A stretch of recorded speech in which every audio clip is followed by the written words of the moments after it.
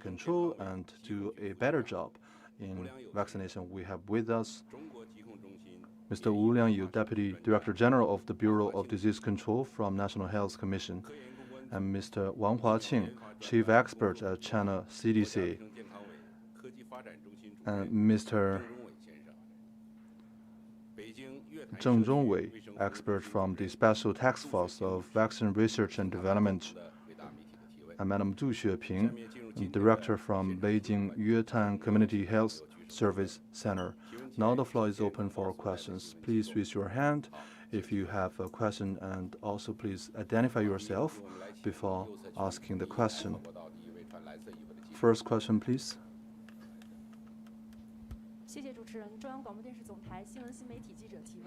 Thank you very much. I'm with China Media Group. As of present, there are roughly 1 billion Chinese people that have been vaccinated. So what is the current status of vaccination, and what is the progress that we are making, and what is the plan going forward?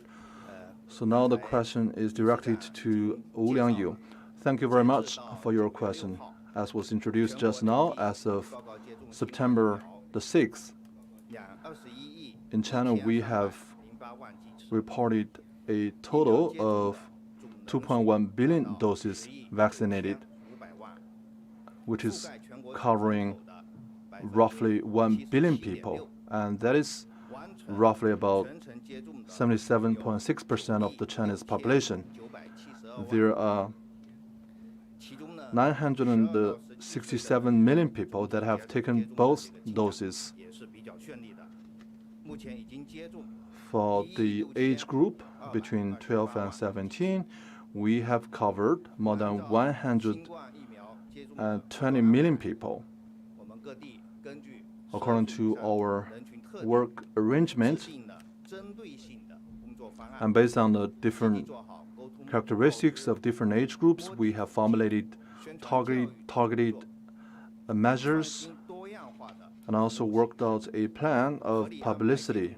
We have engaged in diversified services, carefully chosen the time and places of vaccination so that we bring the maximum convenience to the general public.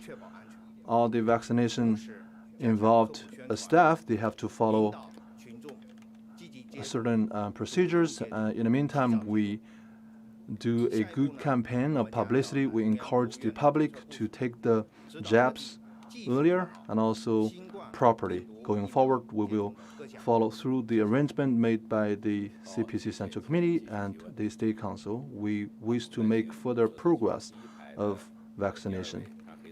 Next question, please.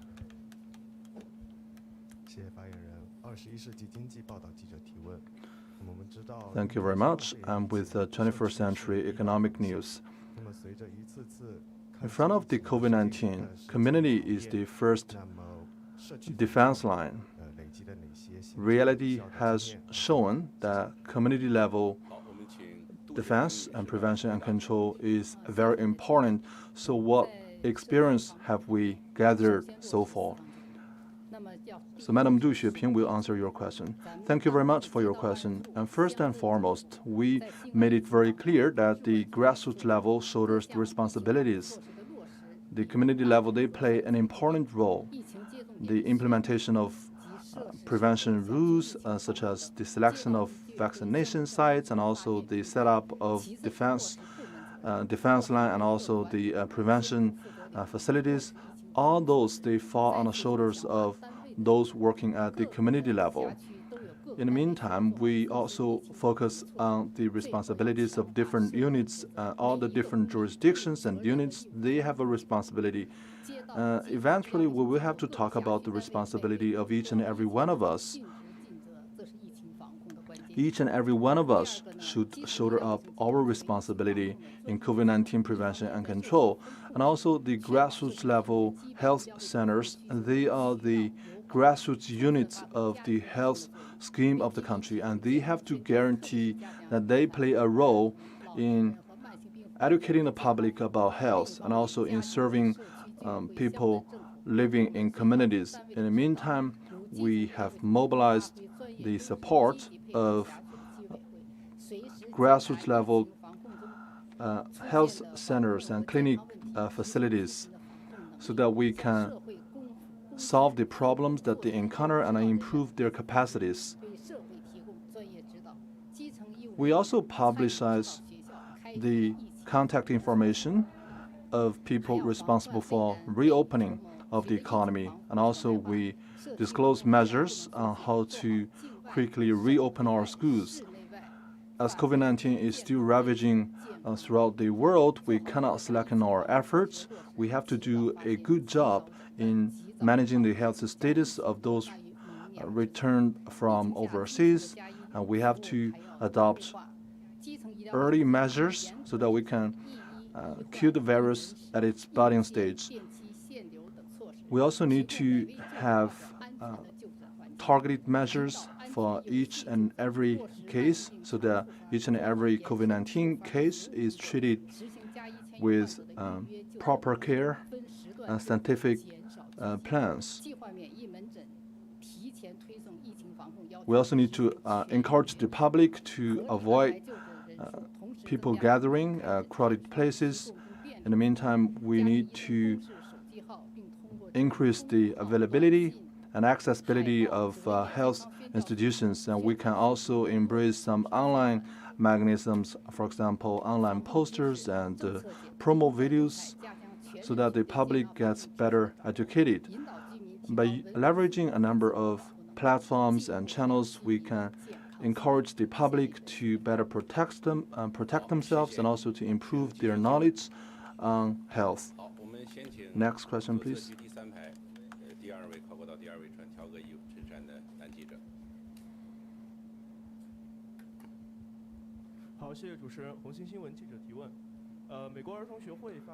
I'm with Red Star News.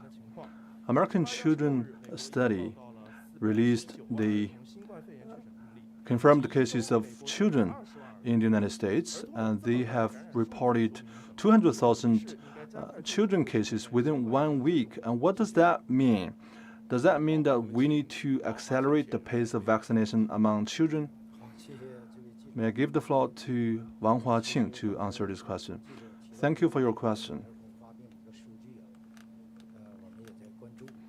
You mentioned the data about infections among children, and we are closely following this data. At the early stages of this pandemic, the infection rate among children was fairly low. But right now, as COVID-19 is still ravaging the planet, the infection rate among children is increasing.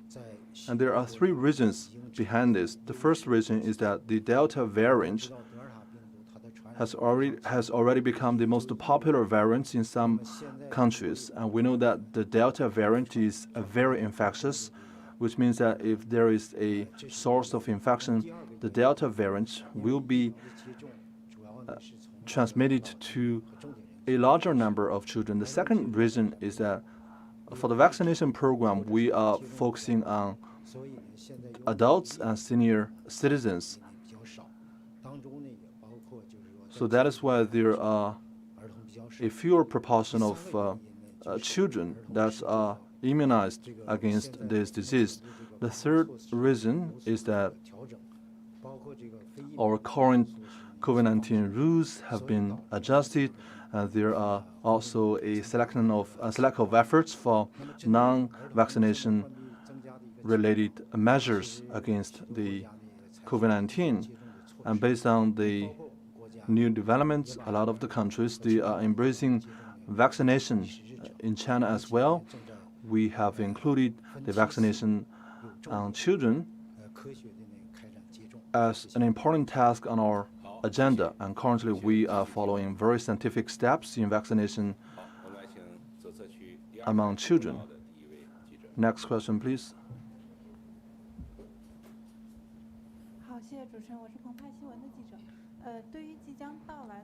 I'm with Pengpai News. We are going to celebrate the National Day holiday and the Mid-Autumn Day. What are the advices from experts in COVID-19 prevention and control? Thank you very much for your question. As you know, we are going to celebrate the Mid-Autumn Day and National Day holiday, and there are a lot of us who have plans to travel during these upcoming holidays. But given the situation we're having right now, there is still tremendous pressure of epidemic control and prevention, so we remind the public to to take it very seriously and be mindful about the potential risks of exposing yourself to the COVID-19 disease. And we do not encourage the public to engage in large crowd gathering, and also before taking the trip, you need to familiarize yourself with the COVID-19 rules of your destination and avoid traveling to medium risk areas or high risk areas. And if you are located in the medium risk area, refrain from traveling. It is very important for us to all do a good job. We need to wear a mask, wash our hands often, maintain social distancing, refrain from going to a crowded area. And this is not just for the sake of ourselves, but also for the health of the general public. Thank you. Thank you very much. Next question, please.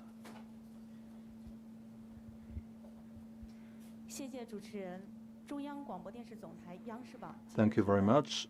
I'm with the China Media Group and its associated website. As early as last year,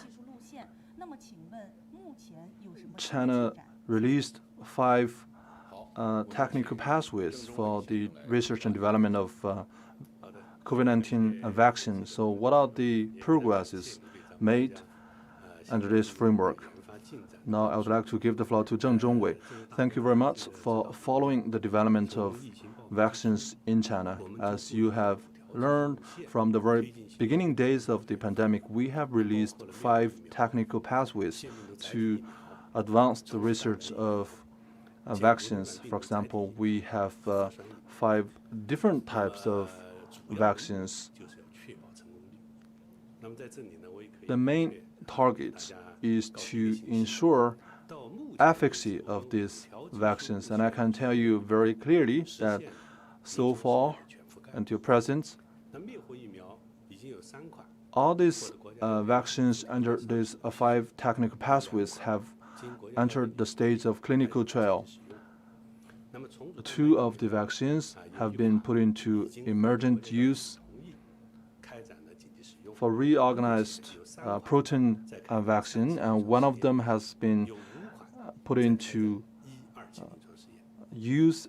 3 of them are in clinical trials, stage 3, and 5 vaccines are in stage 2 clinical trial. 1 vaccine has been approved, and there are 3 vaccines currently in stage 1 and stage 2 clinical trials. And 1 of the vaccines is stage 2 clinical trial. For nucleic acid vaccine, we have 1 mRNA vaccine and 1 mRNA2 vaccine, and both have been approved internationally, and we hope to see them enter the stage 3 clinical trial shortly. Next question, please.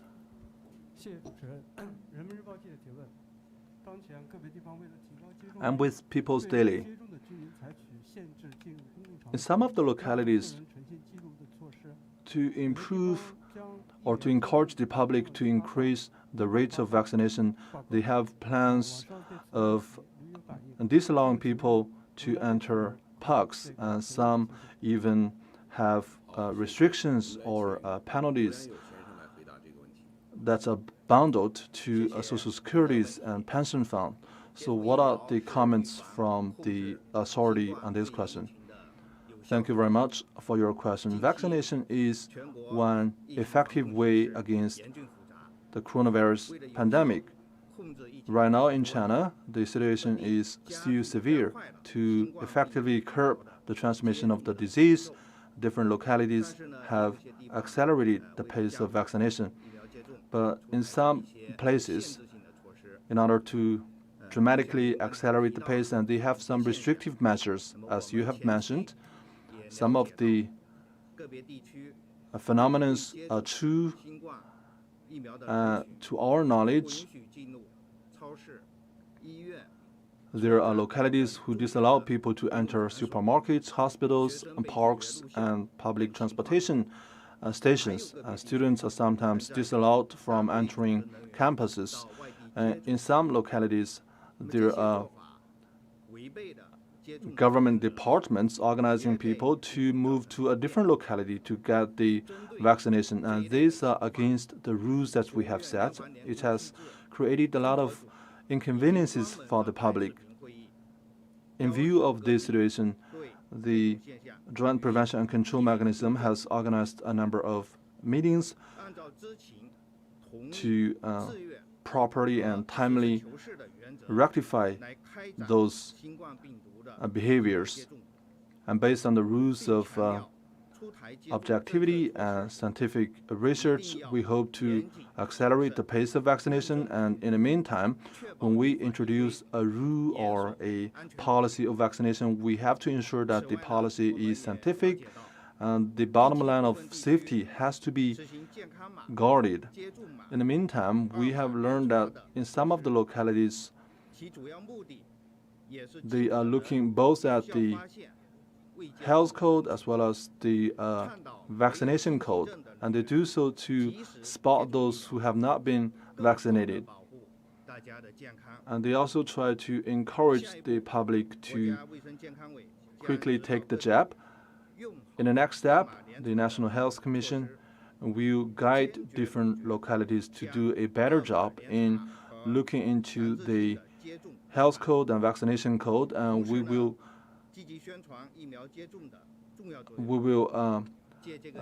disallow those localities looking into both codes.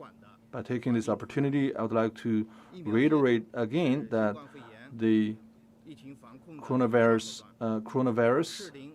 disease is a threat to public health, and we encourage the public to quickly take the jab, and this is the responsibility of each and every one of us to fight against the pandemic. I hope that different localities can work in a concerted measure so that we can safeguard the healthy interest of the public. Next question, please.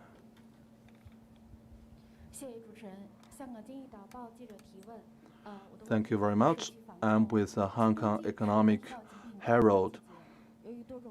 My question is related to prevention and control in autumn and winter. Autumn and winter, they are the high season of infectious diseases and all sorts of flus. And what are the key measures that we are going to take in the upcoming autumn and winter? So Zhu Xueping will address your question.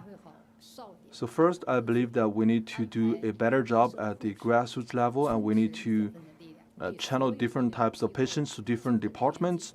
And we also need to step up our resources at the health facilities, and we need to look at the health code and also the travel history of the patients. Whenever we spot a suspected case, we need to quickly initiate the procedures. And also we need to register the patients. And by register, I mean their health code and their travel history, and we need to minimize the contacts and also minimize the risk of cross-infections. And also, doctors have to ask the symptoms of the potential patients. For example, does the patient have symptoms such as dry cough, short breath, and high fever? And also, health authorities at the local level have to shoulder up their responsibilities, and they need to do a good job in disinfection and also improve their knowledge. Fifthly, they need to take the jab and to protect the group that are immune to flus and other infectious diseases. And also, we need to encourage the public to quickly take the jab. Next question, please. And with South Metropolis News. One of the previous press releases, the advice of taking a third jab was put on the table. So what is your comment on this? I'll give the floor to Zheng Zhongwei for your question.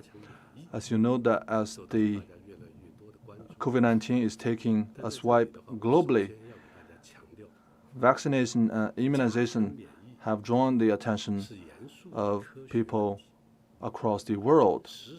Well, let me stress here that strengthening our immune system is a very serious scientific measure, but to do so, we have to be compliant with laws and regulations. It is exactly because of this that in our previous press release, the Special Task Force of Vaccine Research and Development on August the 2nd organized a symposium after listening to the experts of China Farm and Sinovac. We listened to their reports on the safety of taking both doses and third doses, and then they have come up with the conclusion that for some key groups of population, we can take a third jab of the vaccine.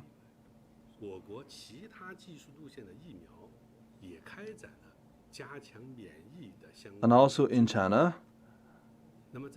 there are vaccination researches and development and research of vaccines at different localities and different companies in China.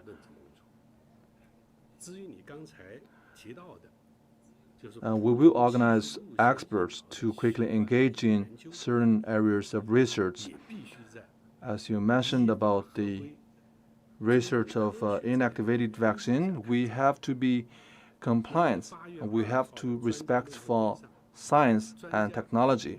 At the expert symposium on August the 2nd, experts have explicitly suggested to quickly start the vaccine pilot program on the third dose.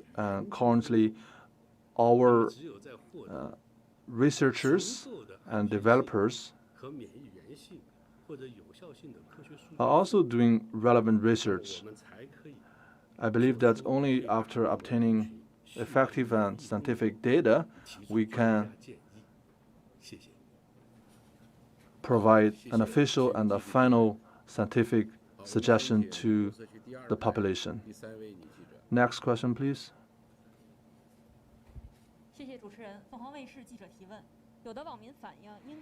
And with Phoenix News, some of the netizens, they are saying that they have a drastic flow of movement because of work and because of study, and some of them, they have taken a jab, but the record is not shown when they travel to a different province for work or for study purposes.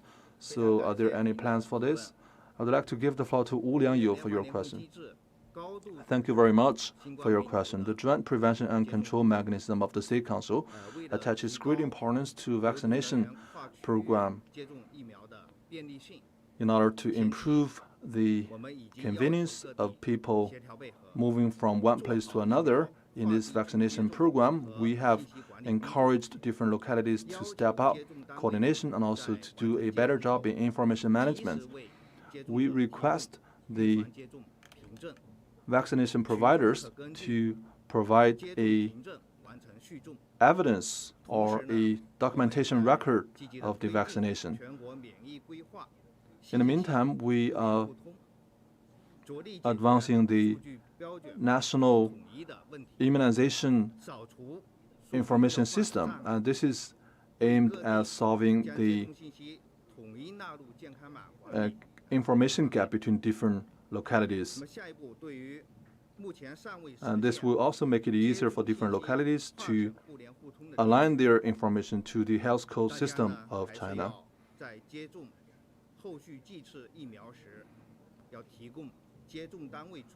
The public has to provide the paper copy of the vaccination certificate should they cannot find a electronic evidence of the vaccination.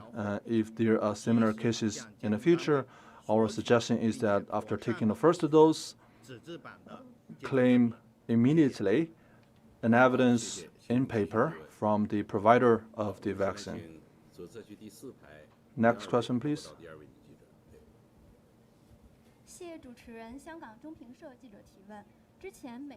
Thank you very much. I'm with Hong Kong China News Commentary.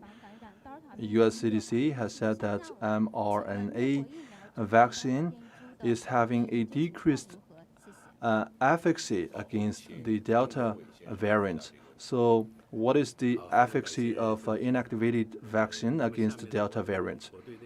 Thank you very much for your question. For the efficacy of the vaccine, I would like to make a couple of things pretty clear. First, any vaccines, no vaccine will be 100% effective against the coronavirus disease. All the COVID-19 vaccines that are currently used across the world, they also fall into this conclusion. And also with the passage of time, the efficacy will go down, and this is also a scientific phenomenon. But the immune system memory will remain there. So what does that mean? So it means that if we take the jab, the immune system of the human body will remember this enemy of the disease.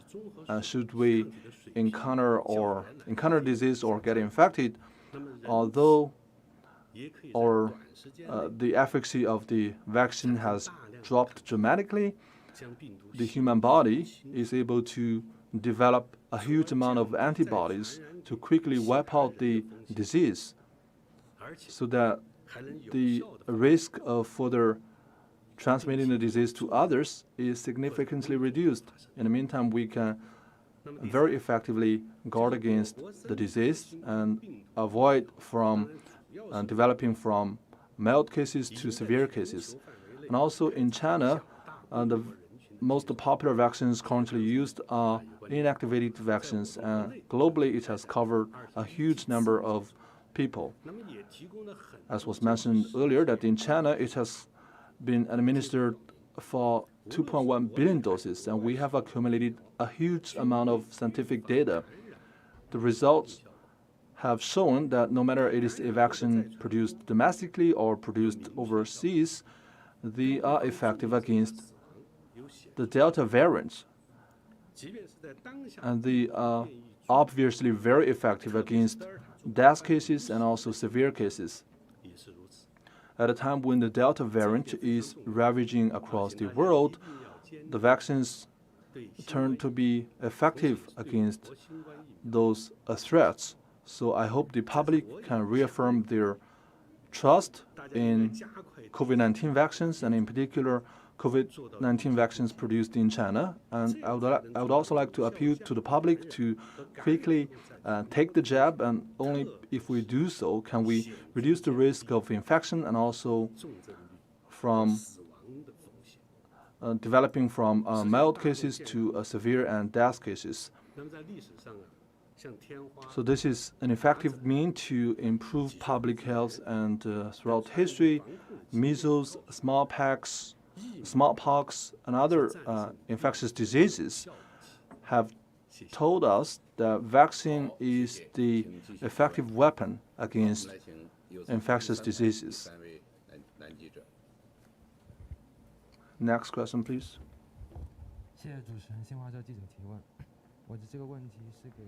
I'm with the Xinhua News Agency. My question is directed to Director Du. So there are elderly people, there are also children. So are there any reminders for these two groups of people? So most of the elderly, they may have some chronic diseases, and with them aging, their immune system may become weaker.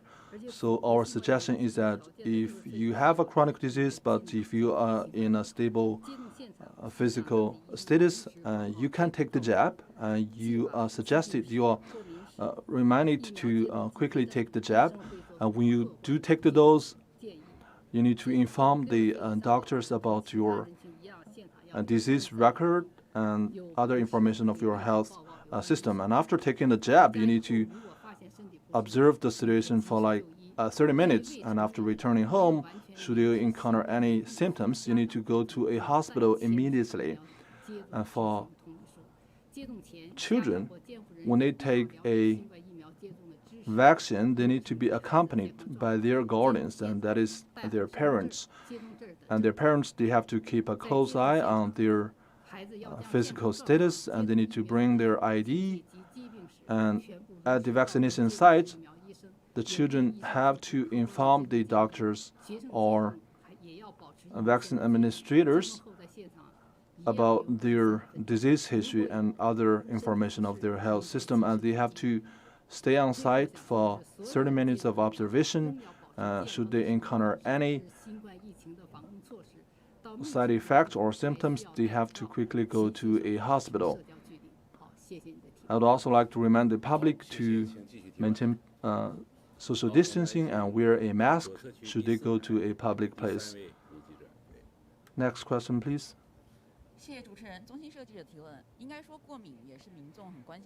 I'm with the China News Agency. Allergy is one very important factor that has kept people from taking the dose. And what is the relationship between allergy and vaccination? Thank you very much for your question. It's quite likely that people get allergic towards certain sources. At the guidebook of the vaccination, there are 2 points made very clearly. The first is that should people become allergic to other vaccines, then they should not take the vaccine for COVID-19.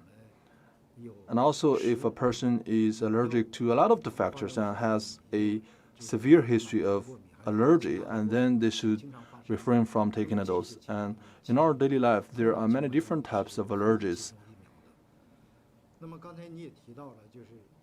But in most of the cases, people can take the jab. But should we have an allergy after taking the jab, how do we know that if that is related to the vaccination? Well, that depends on what are the symptoms that you are talking about. If you are talking about the symptoms related to COVID-19 vaccines, and then that will be considered a side effect of taking the jab. It's not scientific to put all the symptoms as a side effect of taking the dose, and just because it's happened after taking a dose. So as for how to distinguish the relationship between the allergy and vaccination symptoms, and there are experts at different levels, and they will carefully look into the case and give you a diagnosis. The investigatory committees and experts at different levels, and they will look into the situation in a case-by-case manner, and they will also look into the other factors of allergy by analyzing the situation in a comprehensive manner, and they will come up with a conclusion whether the symptoms is due to taking the COVID-19 jab or because of simply allergy. Last 2 questions, please.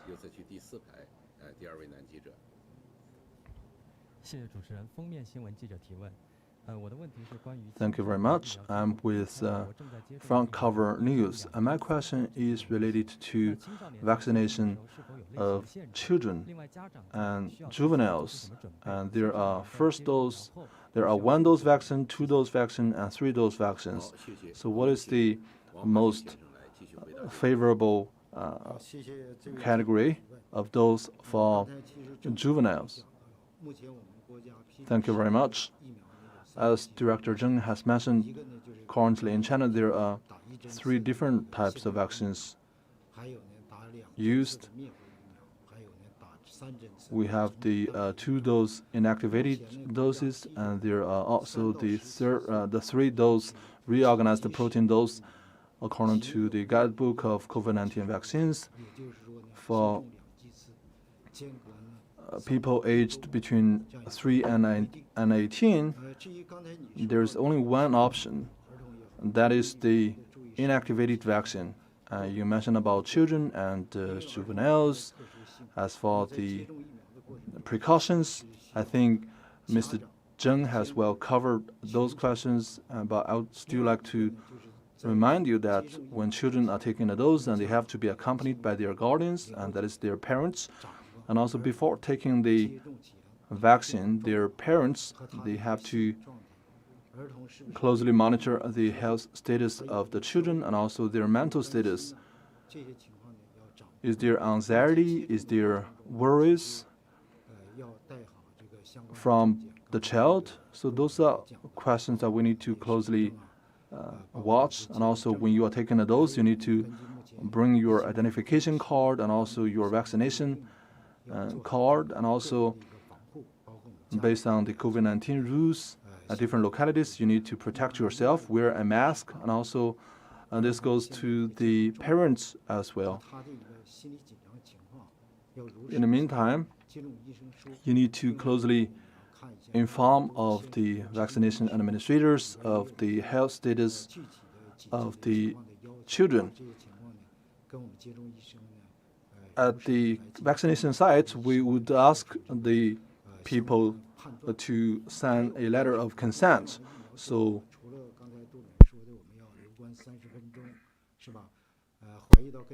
it is necessary that we brief the vaccine administrators of our health status and other information of our health.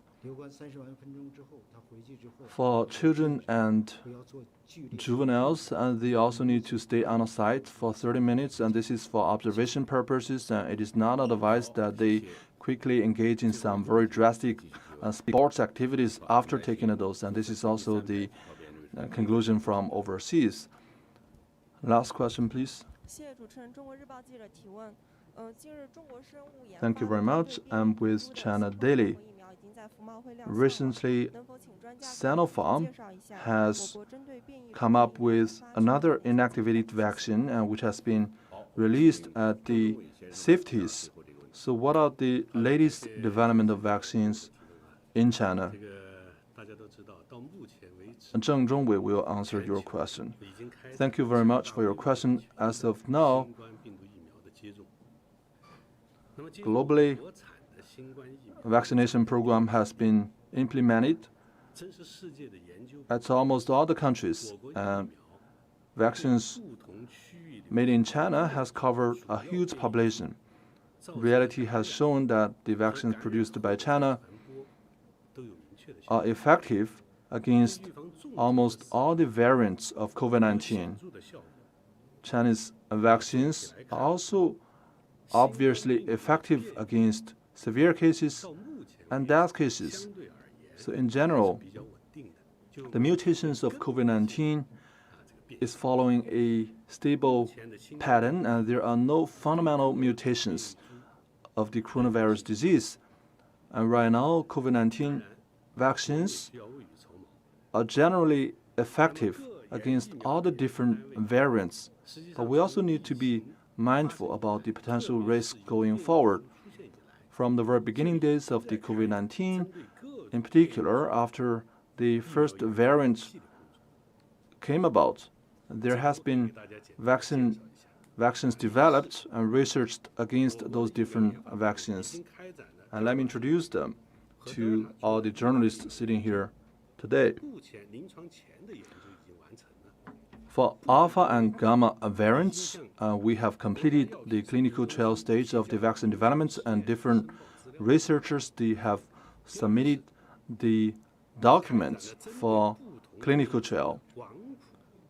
And secondly, for different variants, we have initiated the reorganized protein vaccine, and different researchers and the submitting to Food and Drug Administration about their current researches and also about beta and delta variants.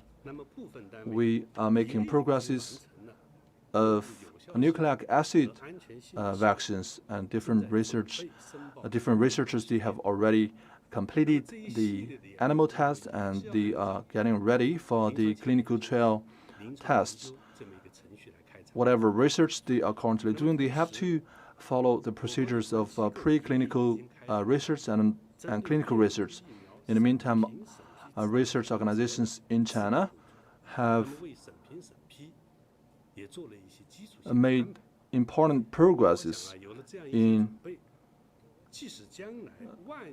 drug approval. And with all these preparations, in the future, in a case of severe mutation of the disease, should there is very serious breakthroughs of the mutation, China is able to dramatically scale up the vaccine production program so that we are prepared against all the different perils and dangers. All right, thank you very much to all the experts in today's press release. Experts from different fields, they have introduced to the public vaccine programs and also China's efforts in prevention and control of COVID-19. This is the end of today's release. Thank you very much.